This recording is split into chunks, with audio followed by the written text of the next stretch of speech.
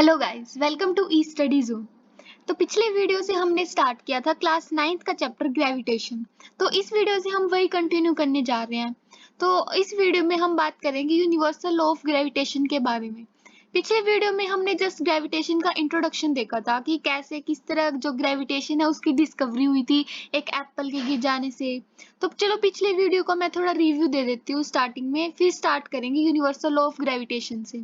ठीक है, तो जो पिछले वीडियो में था कि जो ग्रेविटेशन है उसकी डिस्कवरी हुई थी जब न्यूटन सर के ऊपर एक एप्पल गिरा था। तो उन्होंने सोचा था कि ये एप्पल नीचे ही क्यों गिरा है, या फिर ये कहीं और लेफ्ट राइट या फिर ऊपर क्यों नहीं गया।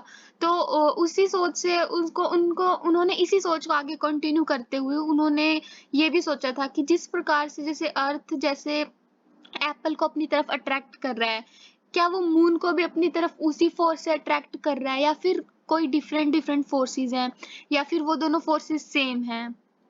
तो यही सब हमने उस वीडियो में देखा था, और हमने ये भी देखा था कि सेंट्रीपिटल फोर्स के बारे में हमने पढ़ा था कि जो एप्पल है वो तो गिर गया अर्थ के ऊपर, तो मून क्यों नहीं गिरता अर्थ के ऊपर। तो हाँ, एक्चुअली में जो मून होता है वो भी हर जैसे कि मून है उसका ऑर्बिट है, ये थोड़ा सर्कुलर। तो जैसे मून का जो ऑर्बिट है, तो मून ऐसे रोटेट करते रहता है अर्थ के चारों ओर, तो वो अपने ऑर्बिट के हर पॉइंट पे वैसे वो अर्थ के ऊपर गिरता है, लेकिन वो वैसे वो जो मून है वो एक्चुअल में नहीं गिरता। It it tends to fall towards the earth, but actual में वो रोटेट करता रहता है। किसकी वजह से? सेंट्रीपिटल फोर्स जो लग रहा है उसकी वजह से वो सर्कुलर मोशन में रोटेट करता रहता है। बट हर पॉइंट पे the moon tends to fall towards the earth. ये हमने पिछले वीडियो में देखा था, सेंट्रीपिटल फोर्स के बारे में हमने पढ़ा था। और हमने बात की थी कि Newton's third law of motion के बारे में भी बात की थी कि जैसे अर्थ एप्पल को अट्रैक्ट कर रही है, वैसे एप्पल भी अर्थ को अट्रैक्ट कर रहा है। इनफैक्ट पूरे यूनिवर्स की जो सारी चीजें हैं वो एक दूसरे को अट्रैक्ट कर रही हैं। तो पिछले वीडियो में यही था, और काफी डिटेल के लिए पिछला वीडियो आप देख सकते हैं। तो इस वीडियो से हम स्टार्ट करते हैं यूनिवर्सल लॉ ऑफ ग्रेविटेशन। तो यूनिवर्सल लॉ ऑफ ग्रेविटेशन की जो ये मैंने डेफिनेशन लिखी हुई है, तो यूनिवर्सल लॉ ऑफ ग्रेविटेशन क्या है? It states that the magnet. तो सबसे पहले मैं बताती हूँ कि यूनिवर्सल लॉ ऑफ ग्रेविटेशन है क्यों, ये क्या बताता है। जो ग्रेविटेशन के बारे में हमने पढ़ा था कि भाई कोई ना कोई फोर्स तो है, कोई दो चीजों के बीच में जो आपस में अट्रैक्ट हो रही हैं, उनके बीच में कोई ना कोई फोर्स तो है। तो ये जो यूनिवर्सल लॉ ऑफ ग्रेविटेशन है, ये उस फोर्स का मैग्नीट्यूड बताता है कि वो कितना फोर्स उन दोनों के बीच में लग रहा है। तो ठीक है, इसकी डेफिनेशन क्या है? It states that the magnitude of the force of attraction between any two objects is directly proportional to the product of their masses. जो फोर्स है, जो फोर्स का मैग्नीट्यूड है वो क्या है? जो दो ऑब्जेक्ट्स हैं उनके मासेस के डायरेक्टली प्रोपोर्शनल है, उनके मासेस के प्रोडक्ट के डायरेक्टली प्रोपोर्शनल है, और उसके इनवर्सली प्रोपोर्शनल किसके? To the square of distance between them. चलो इसको आगे एक्सप्लेन करते हैं और डिराइव करते हैं। तो ठीक है, हम दो ऑब्जेक्ट्स कंसीडर करते हैं, जैसे कि ये है ऑब्जेक्ट ए,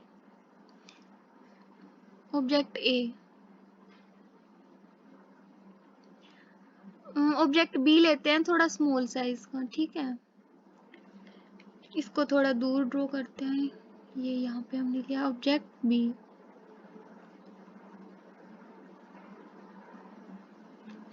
ठीक है, तो ये दो ऑब्जेक्ट हैं। तो ग्रेविटेशन के लॉ के अकॉर्डिंग, इसके अकॉर्डिंग हम देखते हैं कि इन दोनों के बीच में फोर्स ऑफ अट्रैक्शन लग रहा है, और जो फोर्स ऑफ अट्रैक्शन है वो क्या होता है? अलोंग द लाइन होता है।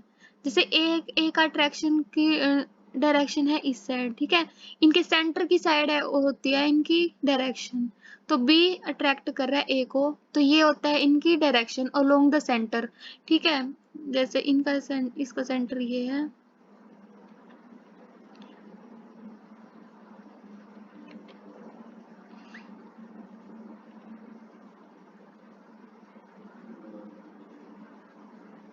तो ये है ए और बी, दो ऑब्जेक्ट्स हैं, ये है इनका सेंटर। ठीक है, तो यूनिवर्सल लॉ ऑफ ग्रेविटेशन क्या कहते हैं कि जो फोर्स है, पहली बात क्या कही है इसने, जो फोर्स लग रहा है उसका मैग्नीट्यूड डायरेक्टली प्रोपोर्शनल है प्रोडक्ट ऑफ देयर मासेस, तो मान लेते हैं ए का मास है, ए के मास को हम डिनोट करते हैं बिग एम से और बी के मास को हम डिनोट कर रहे हैं स्मॉल एम से। तो जो ए का मास, तो जो यूनिवर्सल लॉ ऑफ ग्रेविटेशन के अकॉर्डिंग क्या है, फोर्स डायरेक्टली प्रोपोर्शनल है इन दोनों के प्रोडक्ट के, जो इन दोनों का मास है उसके प्रोडक्ट के डायरेक्टली प्रोपोर्शनल है। तो यहाँ पे लिखेंगे हम big M into small M.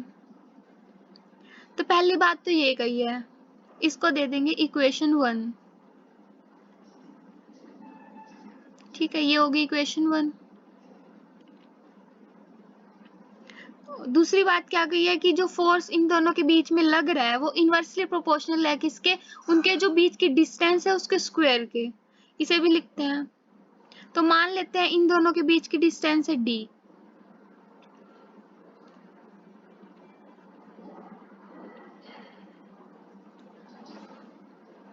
f क्या है, इनवर्सली प्रोपोर्शनल है इन दोनों के बीच की डिस्टेंस के, 1/, इन दोनों के इनवर्सली प्रोपोर्शनल है d स्क्वायर। ओके, ये d स्क्वायर है, इसे हम देंगे इक्वेशन नंबर 2।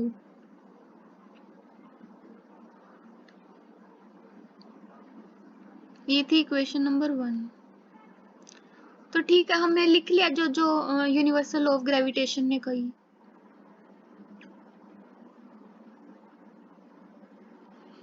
अब क्या करेंगे,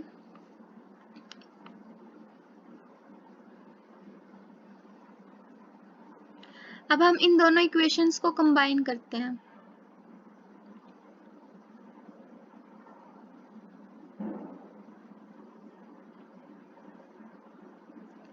okay, so combining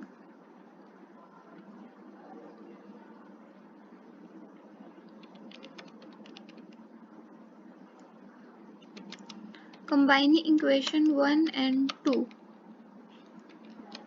we get, तो इक्वेशन 1 और 2 कंबाइन करके हमें क्या मिलेगा, f है जो वो है directly proportional to m into small m divide by d का स्क्वायर। ठीक है, तो इन दोनों को कंबाइन करके हमें मिली ये, तो ये, तो इसको साइन ऑफ प्रोपोर्शनैलिटी को हटाने पे हमें मिलता है f इज इक्वल टू, तो जब जब साइन ऑफ प्रोपोर्शनैलिटी हटता है तो कोई ना कोई कांस्टेंट लगता है, तो यहाँ पे हम हमारा कांस्टेंट होएगा g m into m upon d का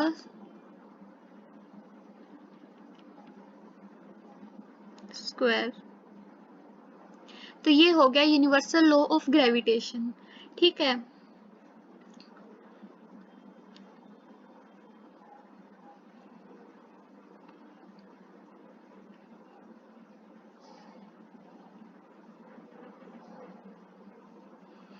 तो g क्या है, g है यूनिवर्सल कांस्टेंट ऑफ,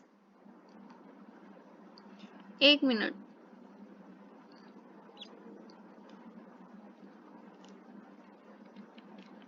तो g यहाँ पे है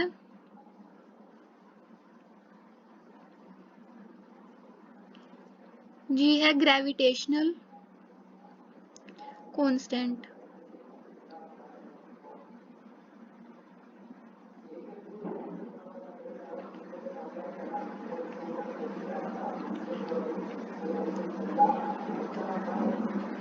तो ये है यूनिवर्सल लॉ ऑफ ग्रेविटेशन, जिससे हमें मैग्नीट्यूड का पता चला है कि कितना फोर्स दो चीजों के बीच लग। तो अब हम बात करेंगे g के बारे में, जो कि है ग्रेविटेशनल कांस्टेंट। तो g की वैल्यू सबसे पहले हम लिखेंगे, g की वैल्यू जो कि डिस्कवर की थी एक साइंटिस्ट ने जिनका नाम था हेनरी कैवेंडिश। उनका क्या नाम था, let me right, Henry Cavendish. Dish नाम के साइंटिस्ट ने, ओहो ये स्पेलिंग HENRY, हेनरी केवेन डिश नाम के साइंटिस्ट ने की थी जी की डिस्कवरी। तो उन्होंने जी की वैल्यू क्या निकाली थी?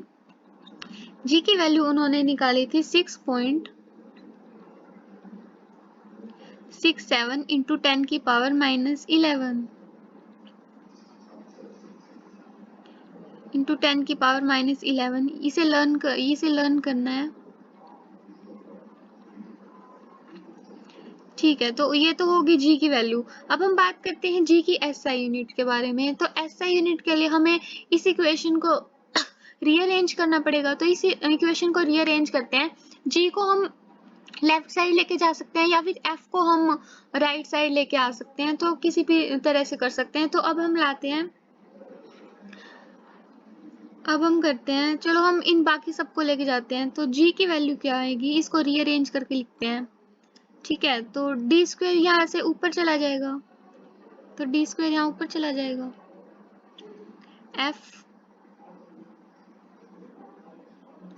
डी स्क्वायर अपॉन ये यहाँ नीचे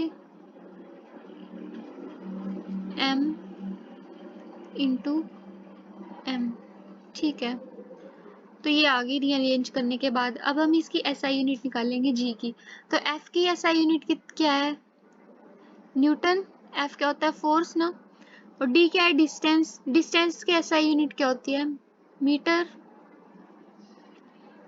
मीटर का स्क्वायर अपॉन ये क्या है? मासेस है। मास की एसआई यूनिट कितनी होती है? ग्राम। जी इंटू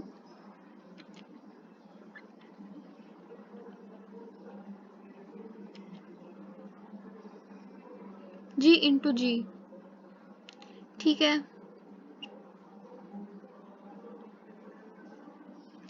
तो इसे ऊपर लेके जाएंगे, जी की पावर -2।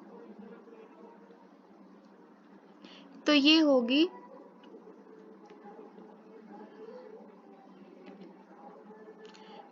जी की एसआई यूनिट और ये होगी जी की वैल्यू जो हमें लर्न करनी है। तो इस क्वेश्चन जो ये इक्वेशन है ये वाली और ये जो वैल्यू है ये भी लर्न करनी है। इसके ऊपर न्यूमेरिकल्स आ सकते हैं। तो अब हम एक न्यूमेरिकल करेंगे सोल्व करने की ट्राई। ठीक है, तो मैं एक न्यूमेरिकल लिखती हूँ, उसे सोल्व करेंगे यहाँ पे हम। ठीक है, तो न्यूमेरिकल ये है,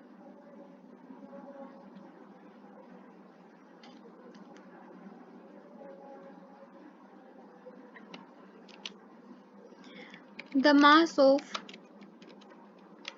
अर्थ इज, अर्थ का मास गिवन है 6 इंटू 10 की पावर 10 की power 10 to the power 24 kg। ये है अर्थ का मास गिवन है। And the mass of moon is, moon का भी मास गिवन है 7.4 into 10 to the power 22 kg। ये है मून का mass given.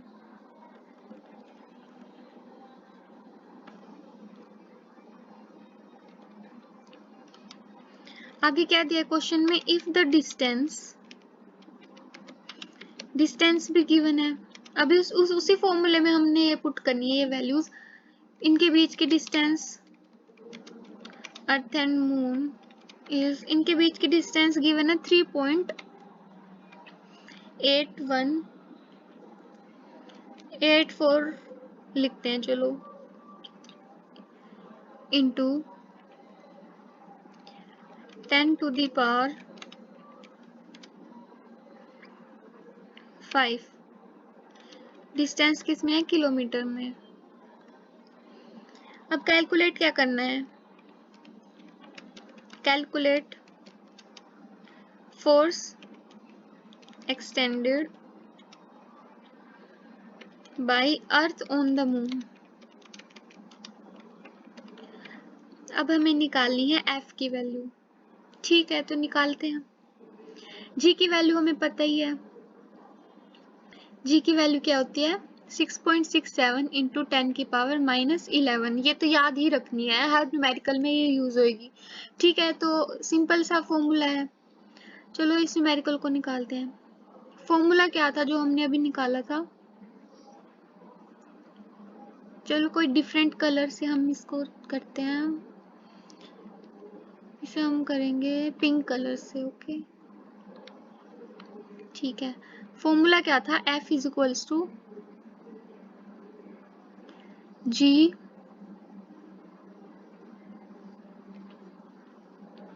MM G M into small m।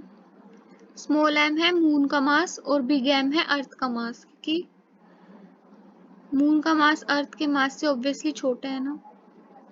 ठीक है, तो ये फॉर्मूला है सिंपल सा। इसको हम G भी गिवन है और M और M की वैल्यू भी गिवन है और D की वैल्यू भी गिवन है, तो इसको सिंपल से फॉर्मूले में पुट करके आंसर निकल जाएगा।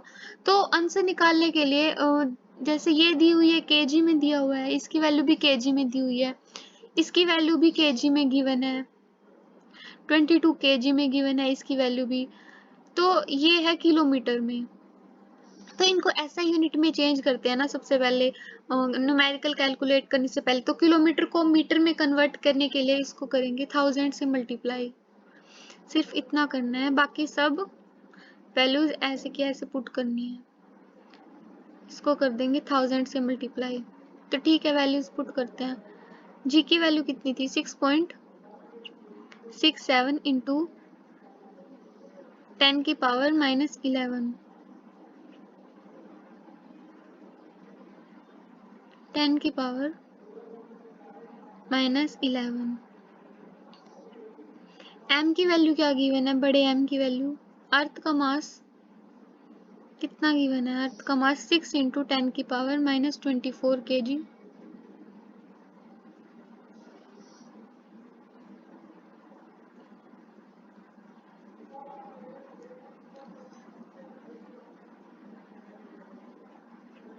चाहे तो इसे भी ग्राम में कन्वर्ट कर सकते हैं, बट ठीक है, दोनों केजी में है तो केजी में भी सही है।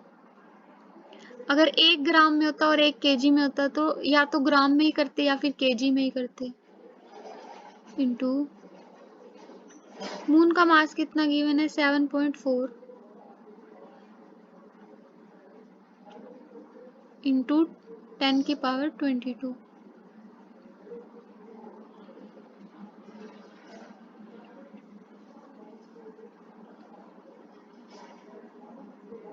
डिस्टेंस कितनी है?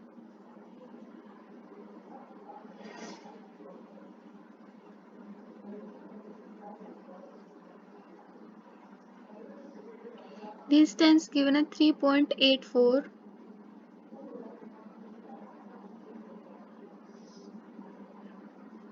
इंटू 10 की पावर 5।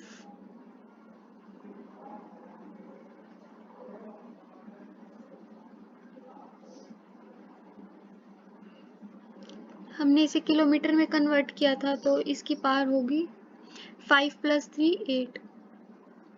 ठीक है, तो ये याद रखना है कि यहाँ पे है d का स्क्वायर, तो इसका भी हम करेंगे स्क्वायर।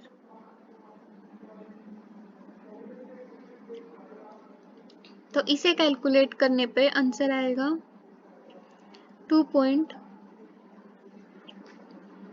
इसे सबको कैलकुलेट करना है। मैं यहाँ डायरेक्ट कैलकुलेशन लिख रही हूँ, सिंपल मल्टीप्लाई है। 2.01 इंटू 10 की पावर 20। ये आ गया फोर्स।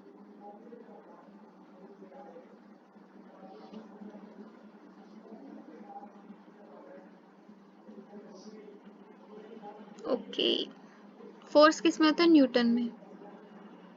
ठीक है, तो ये आ गया आंसर। तो आज की वीडियो में बस इतना ही। तो नेक्स्ट वीडियो में हम बात करेंगे अगले टॉपिक की, फ्री फॉल के बारे में हम फ्री फॉल के बारे में डिस्कस करेंगे, जी की वैल्यू कैलकुलेट करेंगे, स्मॉल जी। फ्री फॉल क्या होता है कि जो अर्थ के जो ग्रेविटेशनल फोर्स है उसके अंदर जो कोई भी ऑब्जेक्ट जैसे वो फ्री फॉल करता है, ठीक है, तो उसके बारे में हम बात करेंगे। तो थैंक यू। अगर आपको वीडियो अच्छी लगी हो तो please do like and subscribe the channel. Thank you.